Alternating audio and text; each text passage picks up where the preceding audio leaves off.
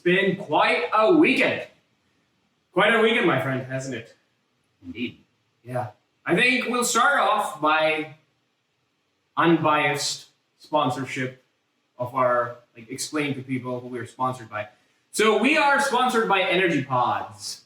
And we have some people showing up on Instagram. That's cool. So today we're going to talk about Game Changers, the documentary. We watched it over the weekend. So prepare yourself for a bit of fun. We will also attach a bit of a reaction video on YouTube with it. So Instagrammers, if you miss out on it, you can go on YouTube and check it out.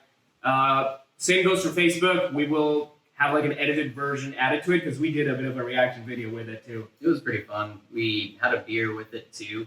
It was a vegan beer. To lower our inhibitions and our biased thoughts on veganism. So the beer really helped with that. I never thought of beer as a reducer of bias, but sure. I made that up. All right. So we have some updates on our product as well. So first of all, we are Keto Geek. We make these products called Energy Pods. My name is Fahad. His name is Corey. He's the alchemist. He does our production, and I do nothing for Keto Geek. So this is our Energy Pod. These are really tiny shelf-stable products that you can buy on Amazon or on our ketogeek.com website. You can take with them anywhere you want. So they're vegetarian. So we're not either carnivores or vegans. We're in the dead center of the abyss. I guess over time we're going to be the minority if we distribute ourselves equally. I mean, if the extremes keep going. It's true. I think we're already minority men. Yeah. Another big news for a lot of people who buy our product, we have to explain it to them. So I really made this into a really quick mixture of our new chocolate that we're going to be using for our Energy Pods. And this is a different kind of chocolate. Should we reveal it? Let me bring this to the camera so they can see it. This is really dark. Yeah. The most darkest chocolate I've ever seen. And when I opened up the package, some of it got in my hands, and I thought I had to put my hand into a fire pit. That's how black it is. However, the aroma is pretty amazing. It's good stuff. It's very earthy, and it has lost a little bit of its fruitiness for the sake of fudginess and strength. So I'm gonna drink it and see how it tastes. You'll get to drink it afterwards. I don't want your cooties. It's really deep. It's really rich. And this is, believe it or not, this is actually vegan. This is not milk. We use cashew milk in there. So we're totally vegan right now. So yeah, so this is cashew milk with this cocoa that we're using, and it tastes really good. So yeah, go buy our Energy Pods. And without further ado, we're gonna start talking about the vegan documentary, The Game Changers. Yes. So Corey, I'm going to sit here and drink a little bit, sip around. I'm going to hear your opinion on the Game Changers movie. And based on around that, we'll give the reaction video as well eventually. Yeah, sounds good. So Game Changers. First and foremost, we have to understand that it's a documentary film. A documentary, the director's goal of the documentary is to actually create a feeling at the end of the documentary for the viewer. They want to convince the viewer to side with their views. And that's what Game Changers was obviously about. And I don't blame them because they're pushing their own agenda there. Game Changers was flawed, however. The problem with Game Changers is that we didn't get to see two sides of the coin. We only got to see one side of the coin. There's a couple scenes in Game Changers where they begin to compare animal proteins versus plant proteins and animal whatever chemical compounds create animal foods and whatever chemical compounds create plants. And there was a heavy bias, obviously, towards the plant-based diet because they only showed the toxicity of animal foods and refused to show the toxicity of plant foods. And they kept pointing fingers at heme iron and other compounds in meats that are potentially carcinogenic, probably in super ultra high amounts. But that's what we were getting from Game Changers. It felt like a very one-sided, unfair view on diets as a whole. And another unimpressive bit about it was that most of the studies done were observational, very short-term, and poorly designed. Yeah, and that's the bane of the nutrition world. As in, because we don't have a cause and effect sort of relationship in the world of diet and nutrition, it's kind of difficult to do a study in the first place. That's a huge challenge. And because of this, it's easy to sort of create an agenda out of it based on what your ideology is. And I think that's the downfall of the entire nutrition world. That's why we are very focused on a very bottom-up approach, where we understand how food digestion works and how that could potentially impact downstream the entire body. So we have that sort of approach. And I think one of the things that we were not told about in this movie, which is important to mention, which we didn't talk about in the reaction as well, is they didn't take the evolutionary context of the argument as well. They took the historical, like for example, the gladiator part, and they took cherry-picked certain areas as well. But the thing is, they never took the fact that we evolved with meat. We ate what was around us, and we hunted animals, and we also ate plants. We ate both of them. And the reality is, I don't care how good your teeth are, you need the tools to harvest or get the plants. You need the tools to get everything done. That's how we evolved as human beings. So whenever I see these sort of comparisons between animals versus us versus other animals, it's kind of unfair because we're just a whole different category. We have evolved. I don't want to sound like a narcissist. I guess I'm a narcissist. But humans are a lot different than other animals when it comes to social dynamics and food and nutrition and everything else. So we have to think of us as a very different entity. Yes, it's good to have comparisons, but the bottom line is we've kind of evolved past this point where food can be derived from various different sources. You don't have to limit yourself to plants. Well, I guess you have to limit yourself to plants and animals. But what I was talking about is that cell culture, agriculture, it's right around the corner. So in those areas, you have modern technology that can harvest certain inaccessible areas of the planet that could potentially give us food. Like recently, I came across this one article which talked about harvesting protein from close to a volcanic sort of thing. I don't remember the exact article itself, but the bottom line is we're coming up with some really amazing technologies. And plants versus animals, I think that's the wrong battle we're fighting. It is. The plants versus animals. So the other goal here is that we get lumped into camps, and the camps are going to fight and yell at each other. And we already know that that doesn't really resolve things. We have to look at what both camps have to offer towards the solution, and then hybridize it. I definitely agree. I think if you're a vegan, then one of the best questions you can ask is, how can we improve animal agriculture? Yeah. And if you're a carnivore, one of the best questions you can ask is, how can we improve plant food?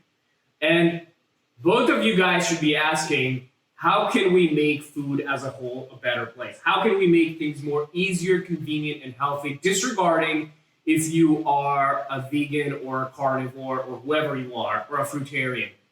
You know, we're all in this world together, and it's easy to fall into a camp and fall down into a dogmatic way of thinking. And it's very enticing when you have a celebrity figure or the hero with 1,000 faces. That's what the principle here is, or the underdog, just plowing through hell and making it work. Yeah. But the narratives need to be grounded, A, in science, and B, we also have to figure out, how can we further enhance all of this? How can we further improve these concepts and study these anecdotes? And I said this in the reaction video as well, that athletes are usually exceptions to the rule. And they serve as a great icon, but these people have done a lot more than just change their diet a lot of the times. Yeah, that's what I was partially skeptical on, is that these people most likely have been training for more than 3/4 of their lives, perhaps, to reach the athletic potential that they have already done in the film.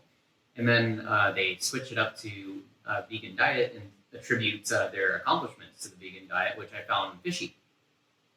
Agreed. So if it's a normal consumer over here or a normal person who's listening to our show, One of the things I think they could do is actually follow a scientist on Twitter, on Facebook, or any of those places.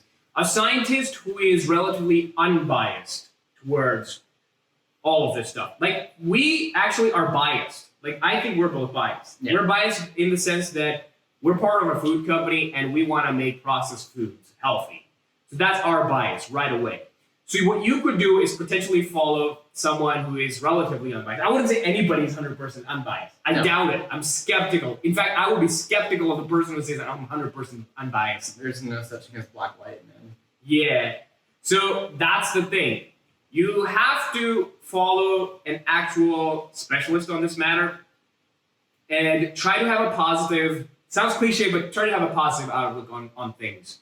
Us versus them is easy, but living in nuance, knowledge, and learning, that's a difficult battle. Yeah, and also I wanted to just throw in a little funny bit in there. If you go follow the researcher, be prepared to not have much drama there, so therefore you might not have a lot of fun yelling at people. But you can take comfort in the fact that you are getting good knowledge, you're helping science grow, and you're creating an era of better consumerism and educated audience. We really need that above everything. Guys, these insane BS things that are going on social media, like for example, these weird cleanses and all that kind of hippie BS, man. Yeah. See, I'm not against those. The problem is these things need to be tested. They need to be validated. Like, for example, some of the research that we're getting out on microbiome, for example, a lot of the times, this is what's coming out. It seems like the science has not been able to go ahead, but people have made products that are way ahead of the science. And now the problem is that since you have an industry set up that is completely around an industry that wasn't on science in the first place, solid science in the first place, now that industry is going to start defending something that was on bad science. So I think that is a huge problem. And I think that is also why vegetarianism also began at the start of the 19th century. 19th or 18th? 20th? 20th. 1900. It was the 20th 19th century. Yeah. Okay. This is the 21st century we're in. So 20th century. Yes. God, I am so bad with this stuff. So yeah, at the beginning, in the early 1900s, that's when I think the whole vegetarian movement got pushed further as well. Like the graham of the graham crackers, Kellogg. all of these people, Yeah. or many of these people at least. So we have to be very careful about this. Critical thinking is going to be your best tool. Cut down the amount of knowledge you're taking, not the knowledge, but cut down the amount of information that's coming in and focus on quality information, quality knowledge. Be more compartmentalized rather than absorb everything. It's very easy to cater to your emotions. Watch that damn reality show that's going to do nothing for you. Yeah, just touching on emotions. People in camps are going to tug at your heartstrings, and that is their best weapon to get you into a camp. It's akin to the siren who sways a sailor to step off the safety of his boat with her beautiful body and her beautiful voice. And there's spelling danger for you. Yeah. So next time you see a documentary, think of it as entertainment, as a reality show. Ask questions. If you don't understand something that is too sciencey for you, don't take it at face value. Reach out to a researcher. Always have two sides of the argument in front of you. If you have only half the picture, that is a very dogmatic approach. And even the low carbers, the keto people, they're also to blame over here for doing the very same thing that the vegans are doing over in this documentary. So I understand you want to help people. These documentaries are created with good intentions. And a lot of these narratives are very inspiring and beautiful. And we make fun out of it too. And we were a little, but so yeah, that whole reaction video that's going to be tagged along with this, we were just having some fun. But we really respect a lot of these people that have done so much in the world of athleticism and sports. But this documentary was BS, man. A lot of it was. Yeah, I'd have to agree on that part. But yeah, so what else can we talk about, man? I don't think there is much else to speak of, to be honest. Yeah. Covered a lot of ground. Yep. I don't have any specific documentary that I can tell people that they could watch instead of the Game Changers. Like, what can they go? I usually end up going to PubMed straight away. Just go watch The Cosmos. That's a great show. That's a good, and that brings me to another important point, that nutrition science is so vague. But in comparison, when you have different kinds of other sciences, I think they're a lot more concrete. Like, for example, engineering, the sciences that are used by an engineer, they're very concrete. You can either build a bridge that works, or you kill people. Yeah. Or you send someone to the moon, or the person dies. Nutrition science is very vague.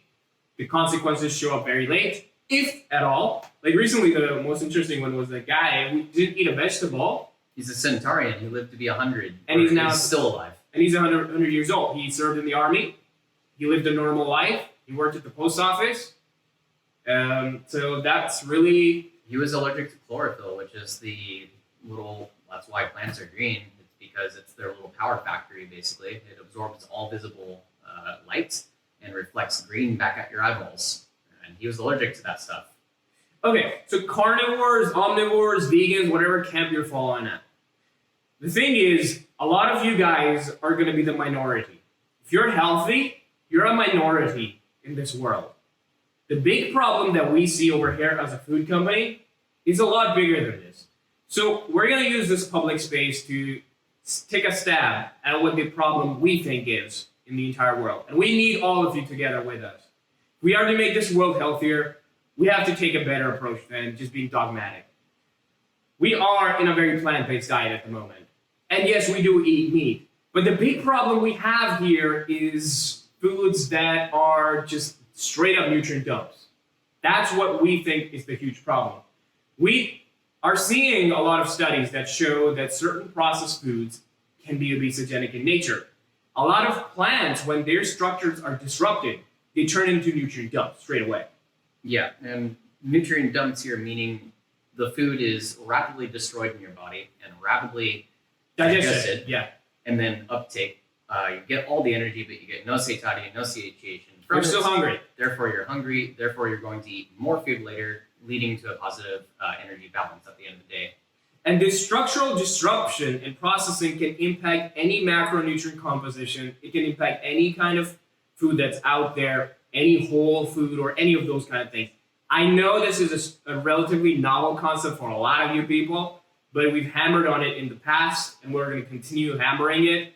We see this all the time. Turn anything into a low viscosity beverage like a soda. That's devastating for you. I don't care if it's a carb or a fat or a protein. It's not the best thing for you.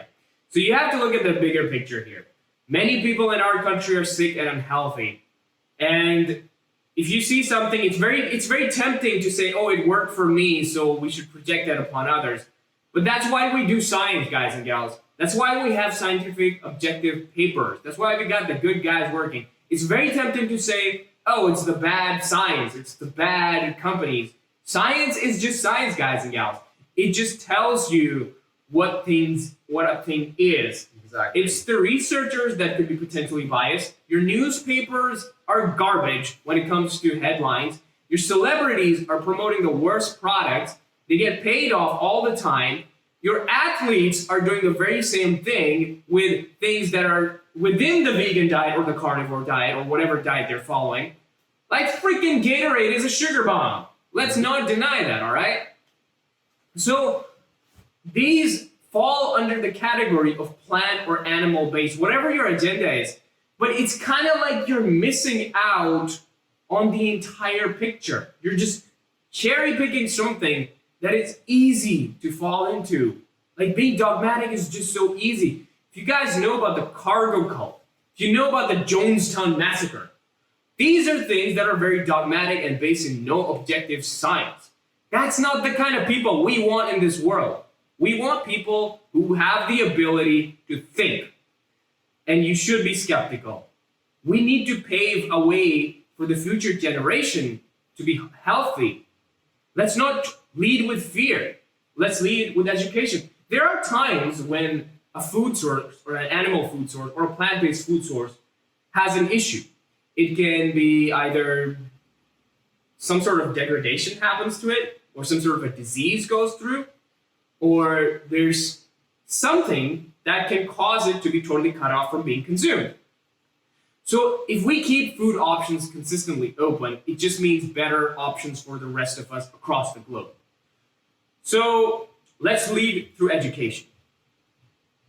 I agree, man. We have to lead by example, and that's what we're going to do. That's been our journey at Keto Geek as well. That's what we try to do is we wear our hearts out, we wear our minds out. And sometimes some of the things that we say are a little complicated, but you ain't gonna become healthy watching some booty just give you education on something while that booty has an eating disorder behind the scenes. Mm-hmm. Gotta be careful about that. Or that abs or those muscles that have some roids going on behind the scenes. One of my favorite things I've discovered since we started up Keto Geek is acquiring this mindset of scientifically proving what you have to say and then using science to try to disprove the shit out of that. I agree. And I want to make sure that my bridge will stand, so I'm going to throw a lot of rocks at that sucker, and I'm going to rock it around, and I'm going to try to disprove that bridge. I want to make sure it works. That's what we're doing over here. Gotcha. I think we've rambled quite a bit. We've talked a lot about some very important topics. Hopefully this will take you on a positive journey in life. You can follow us on Keto Geek on Instagram at keto_geek. You can follow us on or hit a like button on our Facebook. Or you can subscribe to our YouTube channel as well. Join us 5:30 p.m. every time on our Keto Geek Monday Night Live. We're going to tag along with this video our compiled reaction video. So if you're on YouTube, you're going to have the blast time of your life. If you're on any other channels, go to YouTube and check this video out. We had some fun. We recommend a beer with the viewing of our viewing of the Game Changers, so have at it. All right, guys and gals, take care, and don't forget to subscribe, like, share, comment, and everything. Peace. Showing kid butts on this. Showing kids' butts. We'll have to check on the science behind it. I don't buy into it right away, like the strontium level. Whenever you guys see something like that, it's better to say, I don't know, rather than derive conclusions, whatever they're saying. Yeah. What they talk about all the time is a plant-based diet. What they're not talking about is what was in the plant-based diet, because there's million variations of plant-based diets. I don't know if the NFL people actually think that protein is the energy source. It's a building block. Yeah. The muscular energy. How much of that protein is bioavailable and absorbed and used? That's exactly what I was thinking. Yeah. That's one of the dumbest lines I've ever heard in the world of health, food, and nutrition. The digestive system of an ox is very different from a human being. McGregor went up in weight class to fight him. So that was an unfair match to start off with, from what I can recall. Yeah, but what about the toxins in plants? Yeah, they never talk about the toxins that come with There's it. also plant toxins. Yeah. And how much of those antioxidants are bioavailable that people are consuming in a practical scenario? Nobody knows. Because that's more like a benefit for meat, actually, because a meat eater went up in weight class and beat the crap out of a vegetarian or a vegan. I like how we have carnivores who go on a pure meat-based diet, and their CAC score goes to 0. Yeah, but again, they're not talking about what kind of bad things might be in the plants. I think the bigger problem is people consuming carbs and fat together in huge amounts and constantly throughout the day. Did you know what else has nitrates in it? Water. See, here's what they do. All the shit that has happened in their life is attributed to animals. All the good stuff is attributed to the tiny bit of plant-based diet that they went on. Because the tube is longer, we can digest plants. That's exactly what that logic was. Have you compared the tube with ruminants or practically plant eaters? Yeah, the ruminants have 4 stomachs. Or the cow, at least. Ruminants! Dude, humans are tool-wielding animals. a meat-based diet. Exactly, Ali. What can you start feeling a little better without actually going into a vegan diet? How about that one? Have you ever thought about that? You can be a little pump, you know? It was funny though. If last season was their best season, why are they doing so bad this year? If they're still on the vegan diet. Sad that their identity is not that they're strong or good athletes. It's that they're vegans. It's that they're vegans. Missing the point that health and results are everything in life. It's multifactorial. Yeah, it's a symphony. You can't just say it was a vegan diet. And within the vegan diet, there's millions of different kinds of vegan diets. This could be the ones that they're doing is totally probably different than what the normal person's And doing. they're achieving results. Yeah, and the interpretation of those people might be vastly different. For example, an all Oreo cookie diet could be a vegan diet. I have to say this movie was more of a sensationalist fire spark for the vegan community, more or less. And this was created by vegans for vegans. Yeah. We didn't really learn anything from this movie, actually. The problem with it was it's a documentary, so it's limited, an hour and 25 minutes. And they're going to expect me to cram nutritional knowledge in that amount of time without showing both sides of the argument. We never saw what the people were eating before they transitioned into a vegan diet. That's what my biggest gripe about this documentary is. Yeah, and how long were they on the vegan diet? What kind of vegan diet were they on? And a lot of the stuff, like for example, the graying of the blood, like maybe that's a good thing. What about the dilation of the blood vessels? The all of this fogginess of stuff. the blood. Exactly. Yeah. So all of these things, we don't know what the science is. What they have done is, if it's foggy, it must by proxy mean it's bad for you. There was a Reddit discussion about that, and there were some registered nurses and PhDs chiming in on that exact study they did with the burritos and the blood plasma. And they were saying it's just simply a case of things we see every single day with people who did eat a high-fat meal that day. You could possibly fast and lose that effect on the blood within 12 hours. Yeah. But we don't know if that's a good or a bad thing, though. We don't know. Okay. And the whole dilation thing is the same thing. It's like we don't know. Because a lot of the dilation effects are temporary. Yes. I mean, What if caffeine does what that. if they're permanently dilated? Chocolate does that. Yeah. So we don't know. The meat eaters were getting two sources of fat, by the way, in that study. They were getting a plant and an animal fat at the same time. Yep. So that's a confounder. And then we also know from some of our friends in the low carb and the keto community, and basically in the scientific communities, like it's the carbohydrate plus fat combination that seems to be a bit of an issue here. It's the double energy spike. Yeah. I feel like it's the carpet bomb situation here that we face with the standard American diet, and most people who do get obese over a short period of time. I think it's just basically, it's like button mashing on a computer until it breaks. Yeah. You're inputting too much stuff, and then the keyboard starts to wear down really fast.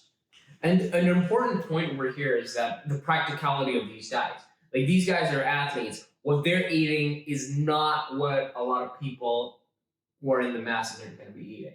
Yeah. It's a whole different ballgame for them. And Like, the it could be access to expensive. the quality of food they have. Like these Yeah. guys could be eating $600 a day or something like that. Easy. Yeah. And I don't know if that's $600 a day. No, that's a total. If you're smart, you should know that's Yeah. a total inflation. Yeah, but their diet is probably very expensive compared to the regular people. So as an individual, for you, be open to the options, I guess. Yeah. Don't stick to a camp. Don't let your identity be dictated by a certain. Yeah. Don't go lift 700 pounds in your next deadlift and say I'm a vegan. Fuck, dude, you lifted weight. That doesn't constitute because you're a vegan. You lifted the weight. You lift the weight because you fucking worked for it. And then there was this roided up dudes. Like, dude, There were a lot of I people love- who seemed roided on this documentary. I love the guys who were roided and they were talking about testosterone Hmm. in the same freaking paragraph. Yeah.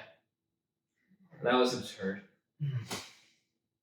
And sadly, I might have missed it because of beer, but I didn't see any random controlled trials or any double blind random control trials anywhere in this. This is observational studies The best and study. meta-analysis of observational studies. I like how their Cochrane study included 3 people That was hilarious. for one time. It wasn't even a crossover. Like it wasn't like, all right, you guys switch over to a meat-based diet and let's this guy try it.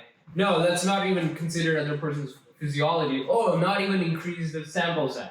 No. Like 3 people for one night.